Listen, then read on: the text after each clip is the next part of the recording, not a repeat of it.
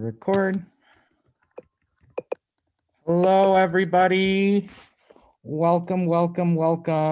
My name is Chavez Calderon. I am the campaign organizer for Uriah McCarthy.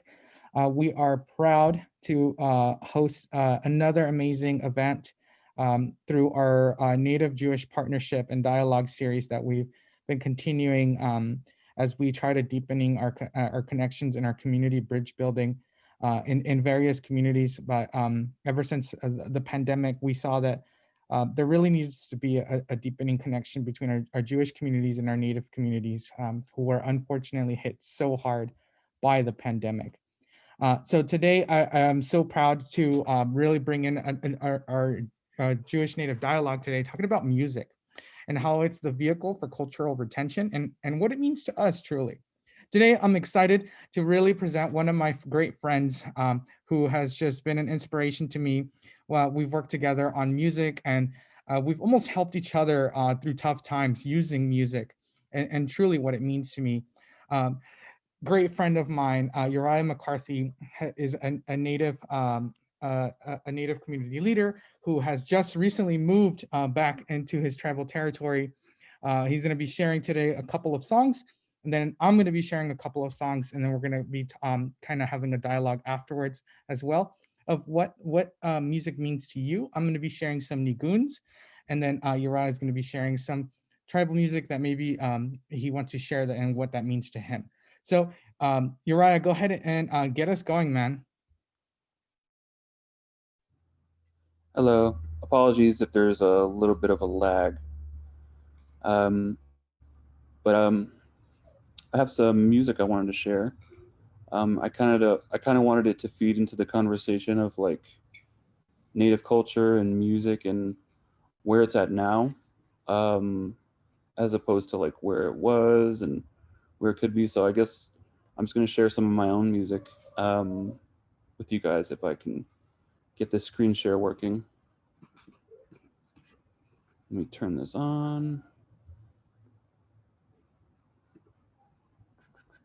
Share sound. There we go. You guys give me a thumbs down if this doesn't work. Yep, that looks good. Okay.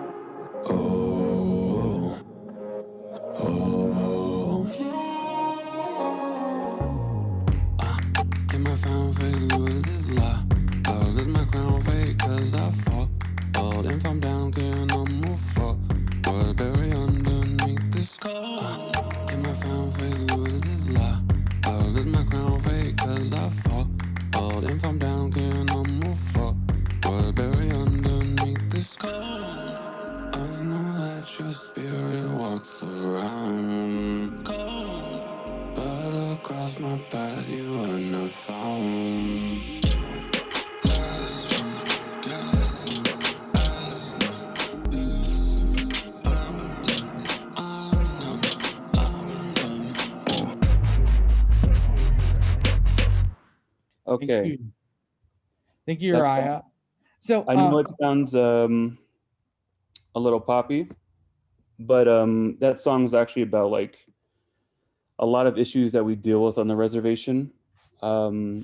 one of the biggest ones being mental health, and just disparities that like nobody talks about, and just kind of like the deconstruction of colonization that I went through personally in my life, where like I grew up with a lot of like traditional, um, lack of a better word, traditional Christian values, and I didn't really realize like how rich like Native culture was, and how demonized it was in my own life. That kind of deterred me away from, experiencing the fullness of like art, the fullness of language of my people, and the fullness of creativity. So that song was about, I know it was like a little bit of mumbling, but it was something about mental health, and cultural healing, basically. This one, okay, I have one. This one actually has like Navajo in it, so it's going to be a little bit of, and I can speak to the best I can to translate some of it, but it's, again, it's like a little bit of modern and a little bit of traditional mixed together.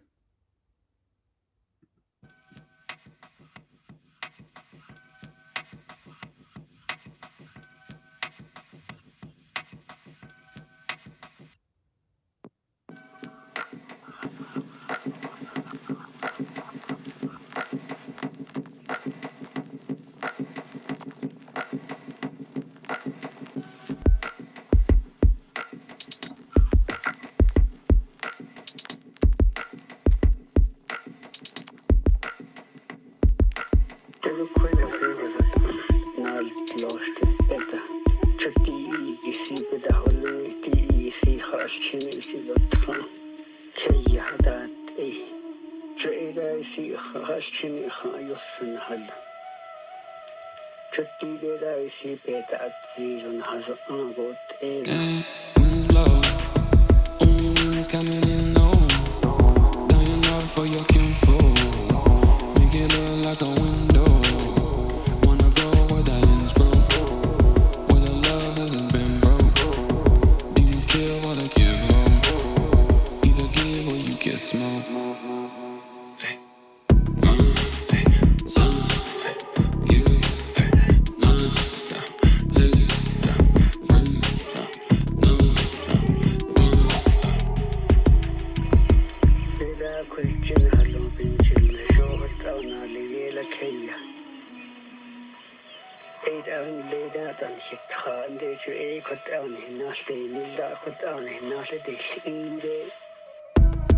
He said I need to pray more. Let the rest of my pride go. Wish I had pride to hold on.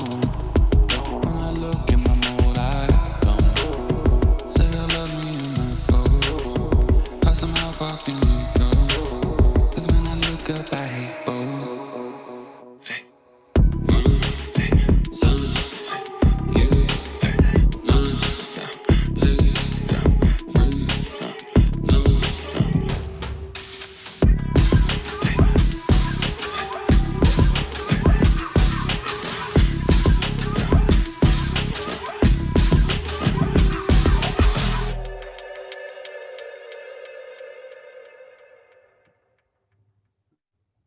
All right.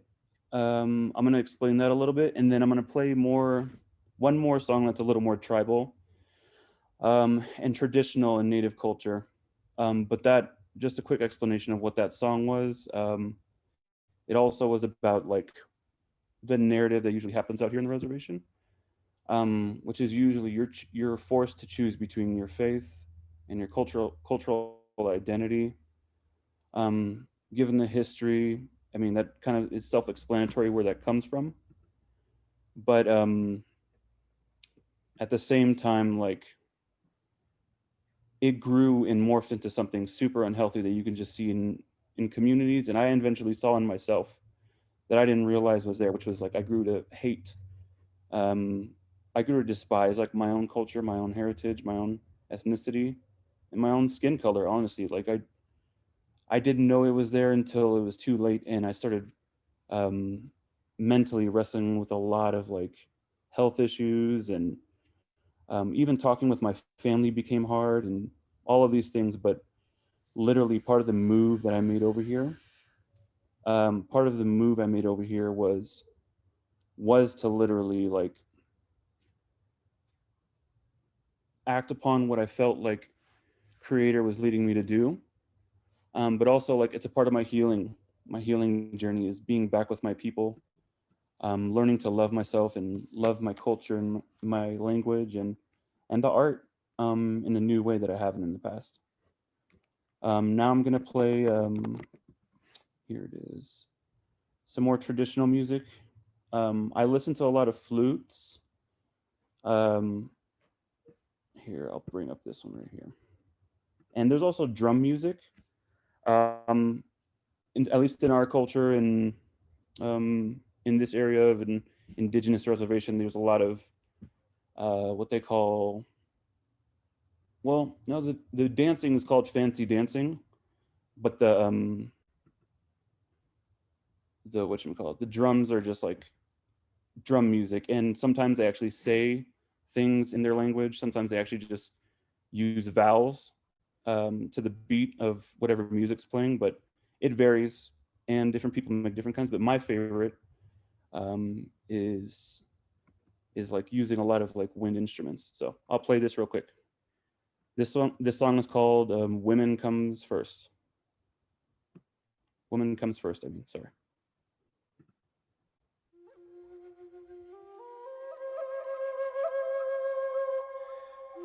You guys hear it okay?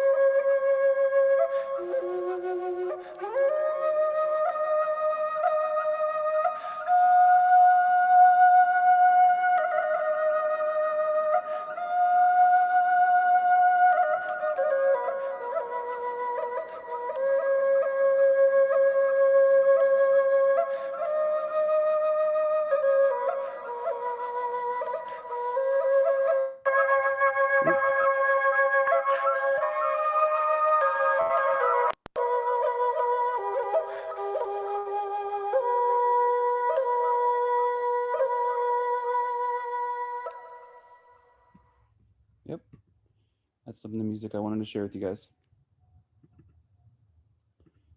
That one Thank you so obviously much, didn't end. Uriah. Do you mind going back to the regular view?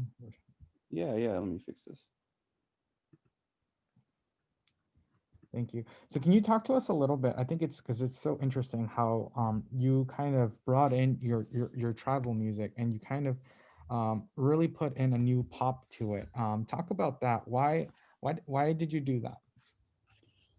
So yeah, I did that intentionally. I probably scared Eddie and some of the people on here playing like crazy modern pop music and fusions of like native traditional instruments, but to me that's so my personal opinion is that like we've okay, before I talk about my opinion, just to give a little bit of history, like a lot of the music in native culture has evolved over time. As some of you may know, where it's at right now, I feel like is a good place to bring about like new sounds that can evolve what we describe as native music, what we describe as like native art. Because usually when you say that, you think of like very old beating work, you think of drum circles, you think of like I just played the flute, but even that was like layered with like modern technology that people are tapping into. And like I said, I feel like music and native culture is evolving right now, and it's reaching this pinnacle where like we can either slide all the way back or move forward and see what new comes out of it. And so I'm trying to be more of a catalyst in that I'm fusing like modern instrumentation and music production and engineering with traditional instrumentation, with an old language that some say is dying. And that's my attempt to just see us evolve and make good art and change the definition from what we're technically supposed to be, which is an image frozen in time. And I think there's nothing wrong with holding to the old values. Like I go to my grandma Shimasani, is what you say in Navajo. I go to her every week and she tells me stories. We talk about native culture. She teaches me the language and it's good, and it's beautiful. But I think sometimes when we hold on too tight to one picture of what our culture is and forget that there's just an expansive possibility of just like culture evolving and changing, I think we can keep it from progressing, keep it stuck in a capsule. And I'm trying to help the community. Even moving out here, like I moved out here to help the artistic and entrepreneurial community to make progress and do that in the best way that's true to culture, um, true to native culture, and like with as much unbiased as possible to Western ideology, if that makes sense. How is music really a vehicle for culture retention? Do you see that the youth is kind of using music and the arts to retain culture and get away from like you, the word you use is that it was almost like you had an internalized view of what white society has done to your culture. I mean, I literally have no people. I have family that have experienced some of the sad stories of colonization where they've been taken away to boarding schools from their families, and they still don't want to talk about it. Like they still won't speak of things that happened there, and they're still alive and they're still teaching our young ones, and the elders are still passing down as much culture as possible. But there's some things that like happened that still is still felt in the native community. And I think one of the best ways of coping, um, not one of the best, but one of the ways of coping, if some of you know a little bit of psychology, arts and creativity as actually a powerful catalyst for relieving depression and anxiety and PTSD. Um, I think it's just almost like subliminally become the solution, and it's almost like a kickback to what we're learning about that what's happened in the past, and even what our elders are telling us. Like they tried to wipe us out, they tried to take our communities and take away our language, and they even the recently I learned about the Indian hospitals and the history of what those were used for. Oops, sorry, let me reject that call. they weren't just hospitals. They were actually subliminally cutting off productive body parts out of the native women without asking, without telling. Again, it's like an intentional wiping out from another culture. And so I feel like the youth, especially, they're learning. They're getting education that they didn't have before, thanks to technology like the internet and stories passed down from elders. And they're able to counteract what's happened in the past and gravitate towards traditional practices, whether that's in music, whether that's in art, beading, rug weaving, you name it. Thank you. I want to pause real quick before we move to the Anigoon side, and we have a comment here in the chat by our friend Johanan. It says per Uriah, saying that it has internalized white people's negative stereotypes of native people. Many of us who have been Jewish have internalized Gentile negative Gentile means non-Jews. Negative stereotypes of Jews, particularly that we're physically ugly and immorally greedy for money. I'm grateful for the opportunities I've had to help reduce self-anti-Semitism. That brings up an interesting conversation here, Uriah, that how has your journey been through music? Because I've had a blessing of walking with your journey here.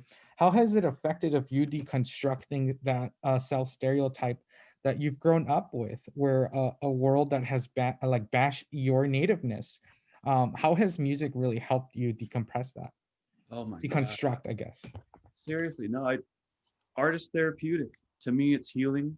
To me, it's what in our culture we call hojo, which is walking in harmony and beauty with everyone and everything around you.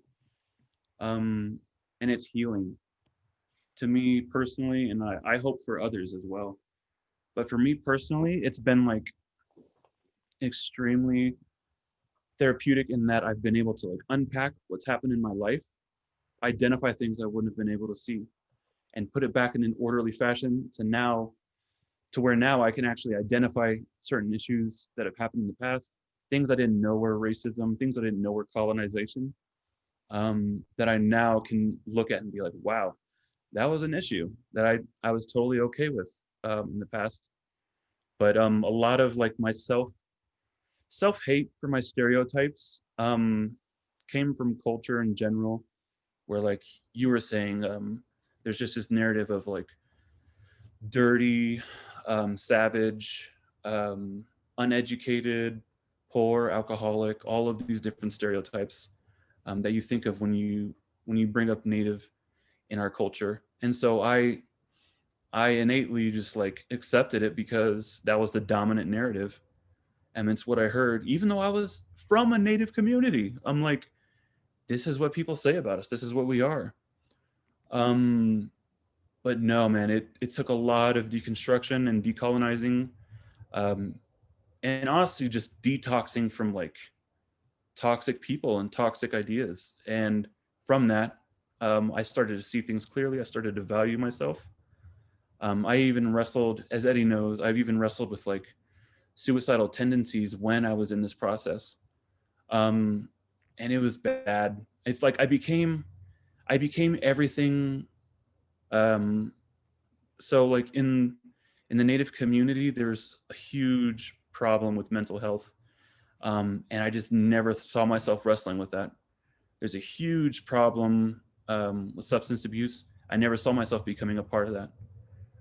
But when it happened, I understood. And I'm like, this is coming from somewhere. This is trauma. The same reason why Jews later on down the line who suffer from PTSD and generational trauma are still showing up in like their families today. I feel like I'm seeing the same thing happen in the Native community. Thank you, Uriah. Interesting you're saying that, because as we transition to the Jewish side of things, I'm going to be playing Anigoon, which is a traditional Jewish melody song. And this specific Anigoon that I'm going to start off with is actually about the Shoah, the Holocaust. And this is in memory of Rabbi, and I may butcher this name, but yeah, Sexna. And this really talks about the light that was brought in to the darkness of the Holocaust. So I'm going to go ahead and share this now. I hope that everybody really feels this, and then I'm going to talk a little bit afterwards of why and what it means to me.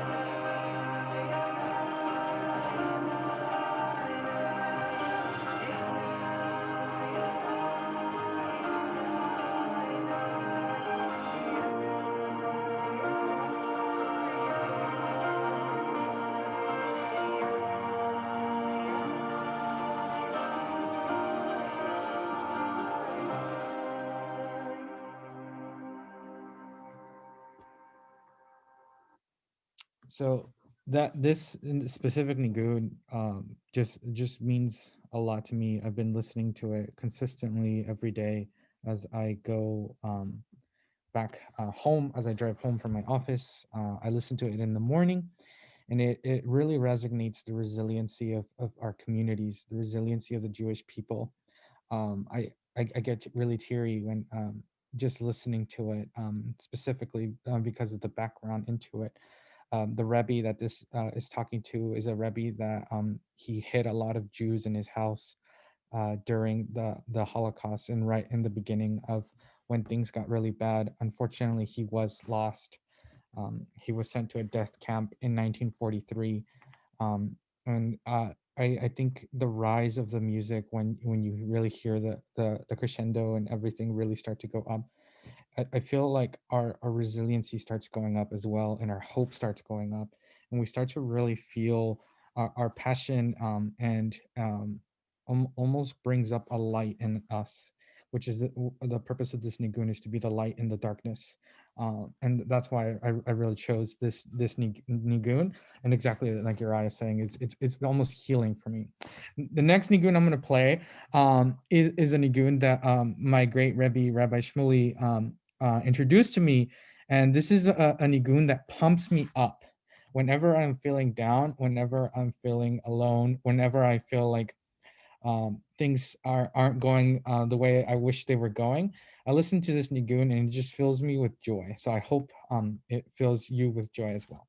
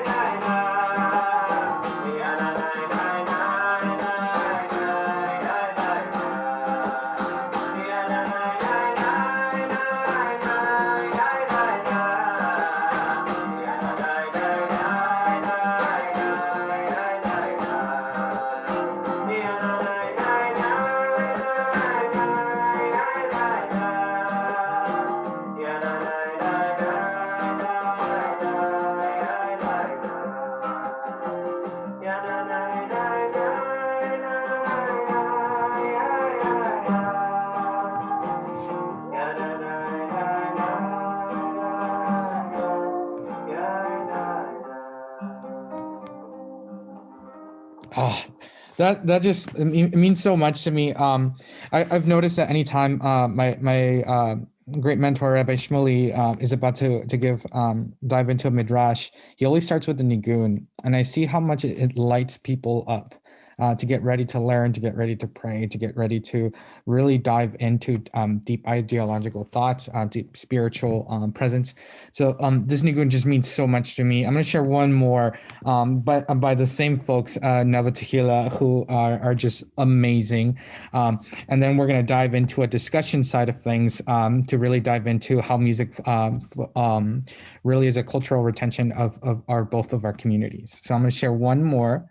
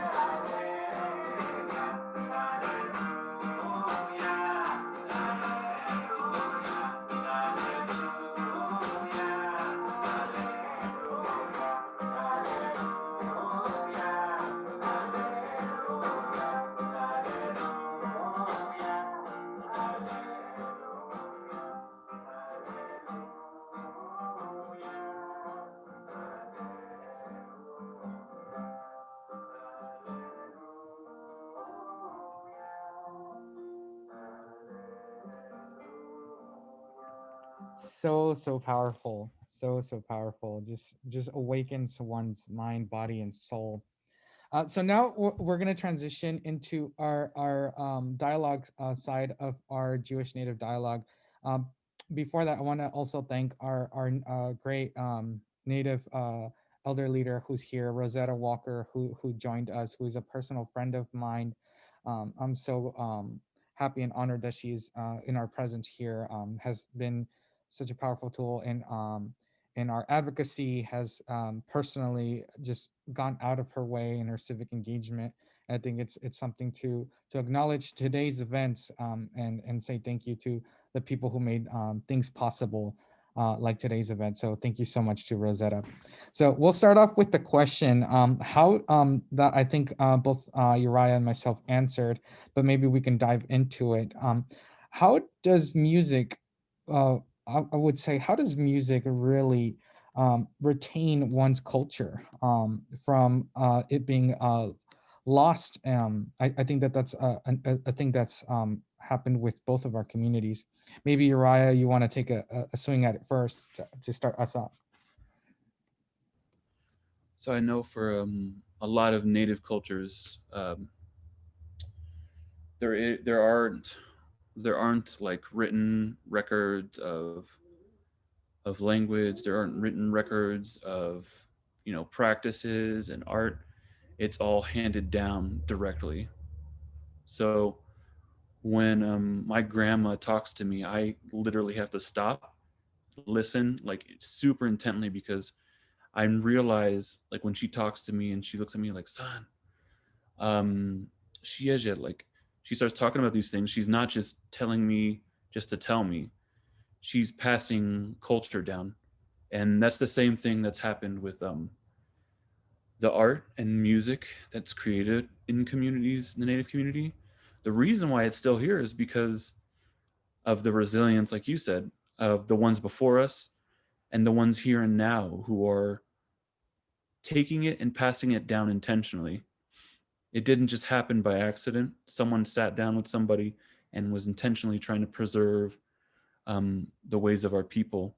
And man, I was listening to that, and I was just listening to the music you're playing. I was thinking of the parallels of what you were saying. Like, I know, and you can tell me if I'm wrong, but from what I've heard, Jewish communities actually do the same thing, where they pass down verbally. It's not necessarily like recorded and given like paperwork, but a lot of, from what I heard, culture is passed down directly. And so it's very personal.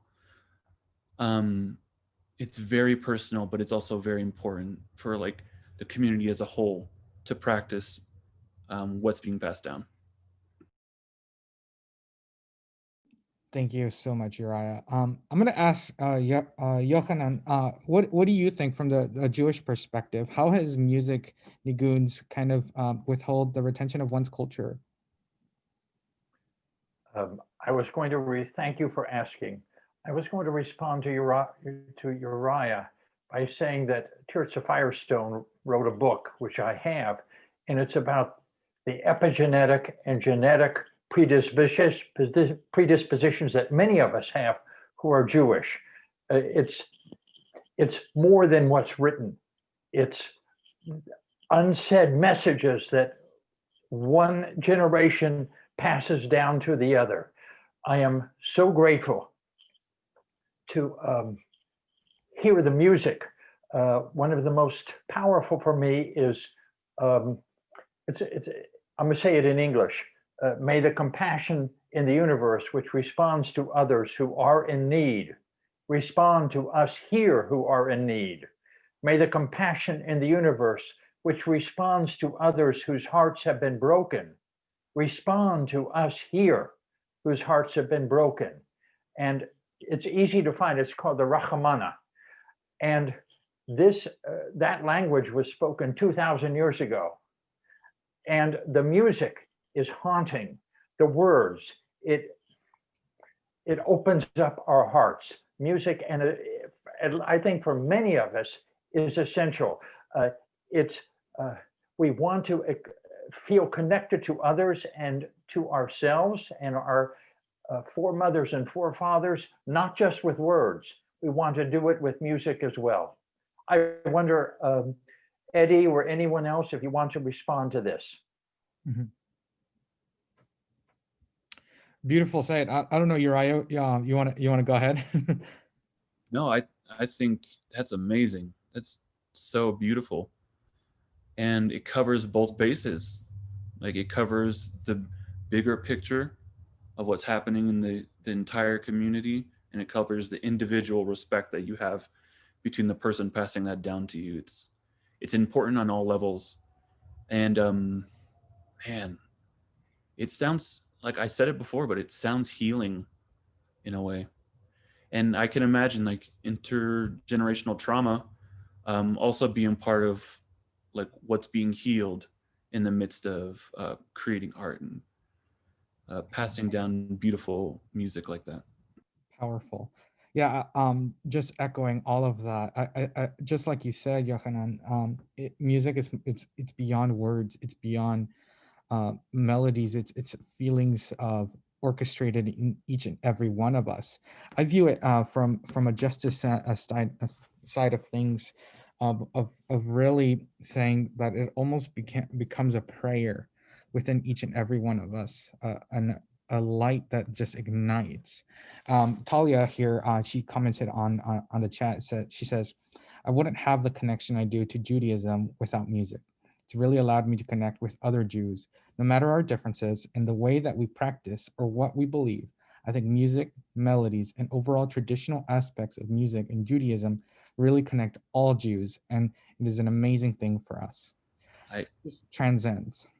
I have to apologize too, because I'm talking to you guys assuming that you know, but like a lot of the music too that exists in our culture are also prayers Mhm. and spiritual call outs to the creator. And yeah, wow. Uriah, I'd like to add to that, that for those of us, who, especially in the Orthodox community, understand the Hebrew word devakut. Devakut is a type of meditation to feel closer to that which is beyond all of us. And the most common vehicle we use is called nigunim. And nigunim are wordless melodies. I wonder if anyone wants to comment on this.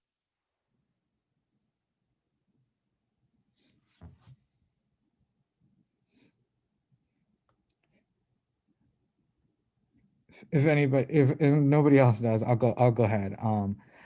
Just the power and the melodies that ignite, that um I feel like it also just awakens, when you're davening or praying, just almost like I feel like the internal melody of Nigoons that really happens is also what you see, when you're davening and praying and you're shekling and you're going back and forth and you're feeling the melody of the prayer. It's really igniting what you're hearing, and really almost centering your connection, with in our Judaism, Hashem, with our God. I think Nigoons really just ignite that, just a powerful avenue of igniting that one connection, that we have. I don't know, Uriah, if you, after hearing some Nigoons, what do you think about that? I mean, oh my gosh, I literally like it felt spiritual listening to it. I'm not Jewish, but I loved it because I felt like a bigger sense of connection.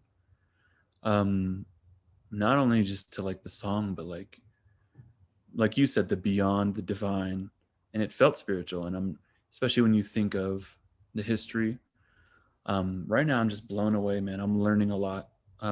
Even just in this little meeting, I didn't realize how many parallels there are to the Jewish community and the Native community and the trauma that both have been through. And I guess the next point of our discussion that I really want to talk about is that trauma, coming from both communities who have been marginalized and have been, almost wiped out. Um, how do you see, and Uriah, maybe you can help me lead this. How do you see art as a sign of resiliency? Art and music. Hmm. So art and music, I mean, it preserves, like you said, but it also gives you a direct connection to your ancestors, um, who started the work, started the work of keeping our culture alive. And I feel like when I listen to your music and I hear you explain these songs, I feel, I feel like I can understand your connection to your ancestors the same way I feel connection to my ancestors. Thank you. Yohanan, I'm interested in hearing your thoughts on this as well. Thank you. For people who, as I put in chat, the song that, or the music that so deeply moves Eddie and is healing, the composer is Batya Levine, and you can go to the search engine and download her songs.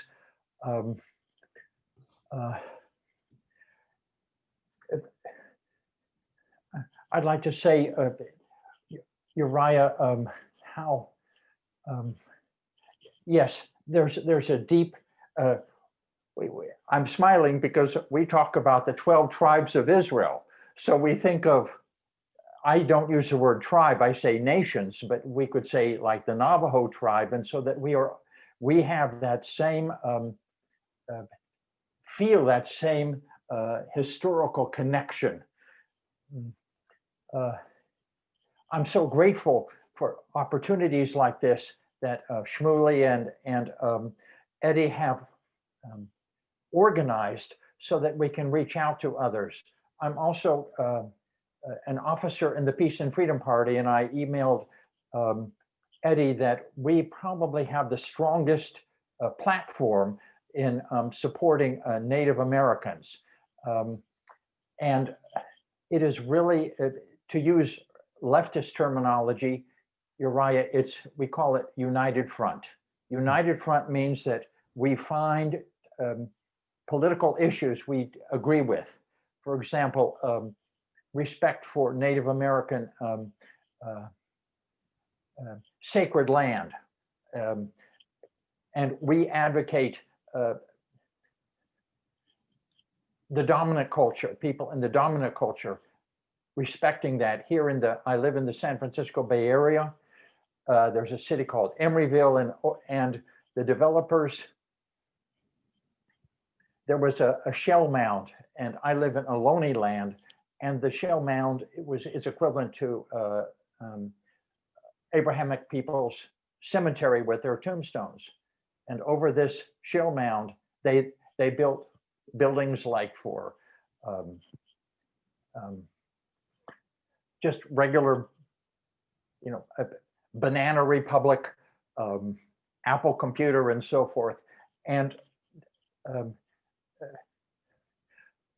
I'm grateful for opportunities, again, for the United Front. And I wonder if you or Eddie or others have a comment about this. Definitely. I think that it's like you said, united on the front. It's also another term that we like to use in the progressive movement is solidarity. And what it looks like to be in solidarity with our Native communities is to be in struggle. For me, is to understand the struggle and to really join in and to the advocacy of standing up for both of our communities. I know when there has been attacks against the Jewish community, I know my friend Uriah reaches out to us almost immediately. I know that when the pandemic was just ravaging through our Native communities, I reached out to Uriah and we sent supplies over to Navajo Nation. Yeah. And trying to go far beyond that is also advocating for the rights of our communities. And I think that the arts really transcend that. The arts really just go far beyond that and kind of connect us together. Before we close, I would really love, Uriah, if you can talk about the work that you do and the reason why you moved to the reservation, on how you're working with Native youth and helping them become artists. It just blows me away. Okay, so first I'm gonna respond just to what Eddie was saying. I just have to mention, like, at some point, like in both of our histories, there was an intentional attempt to wipe out everything and everyone and every identity involved with it. Someone, somewhere, with these songs that we were just listening to, with the instruments we were enjoying, with the lyrics that were put together, like someone intentionally who was like resisted against, who felt it, who knew what was happening, preserved that. And I just think that's beautiful. Like, when we're here listening to music, when we're here listening to art, it's not just, it's art and it's beautiful, but it's also like literal light against darkness. It's literal, what I felt is like the intentional passing down of an attempted, eradication. And this is like a passing down of a preservation from what was before. And the human spirit of, what lives through trauma like that. I had to say that because I feel like that's what I'm just feeling in general. like we're getting a glimpse into someone intentionally passing that down. So for the work I'm doing out here, I started an organization in a business called Aniidna, ANIIDNA, and basically what started off as just an attempt to like create a creative space, actually, just for artists and entrepreneurs, ended up becoming something bigger. And now, instead of just doing that, we're actually working on resourcing, especially during this pandemic, entrepreneurs who want to make a living, who need help. Statistically, the reservations are actually the hardest place to start a business. And I found this out from other organizations I'm talking to out here. It's the hardest place to get a loan, the hardest place to attain property, the hardest place to get your license. And all of these oppositions, because as you guys know, there are narratives and systems in place against minorities. And so I saw that once I got here, and I'm like, wow, this is bigger than what I thought. And there's more opportunity to heal, and there's more opportunity to change that narrative. So right now we have a donation account that people are donating to. And instead of just to the organization, it's going directly to pay Native creatives, Native designers to design and market for Native entrepreneurs.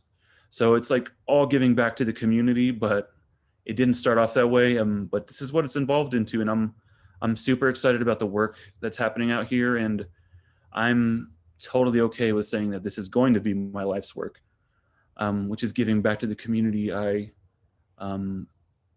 subliminally demonized as a self-hating Native American because of all of the things we've been talking about. Decline. So as an intentional way to heal myself, I've been going through therapy, learning about psychology and mental illness. And in that, I've been sprung back to where I came from, to bring healing in more than just myself, but in my own community. And this is the last place I would have picked. Like, ask anybody, ask my wife. I was like, heck no, I'm not going back there. But no, I feel like there is a bigger picture and there is a bigger plan. So here we are. Amazing. Thank you so much. Friends, if anybody has any comments or questions, please share in the chat or unmute yourself before we get close to our closing here. So go ahead. Rick, you go ahead and say it. Yeah, hi, folks. This is really a beautiful conversation that you've all had, and I thank you so much. I kind of came back to my Jewish connections over the last 20 years, and it's been a long process. But one thing that, Friday, like just singing Anigoons is such a chance for me to connect to my body. I was raised in a very it's all up in your head, and it's taken a long, long time to refocus my energy through my breathing and through nigums. I'll tell you a quick story. My great, and it ties into my return, is my great grandparents lived in Belgium, in Antwerp, and my great grandfather, unfortunately, he perished in Auschwitz, but he had a parrot. And my uncle wrote this book, and he said on Chavez, my great grandfather, the parrot would sing the nigums with my great grandfather. So the one that they would sing is Vitar Leno Vitar Libeno Leoved Cha Be'emet. Purify our heart to serve you better. And I get this sound in my brain, and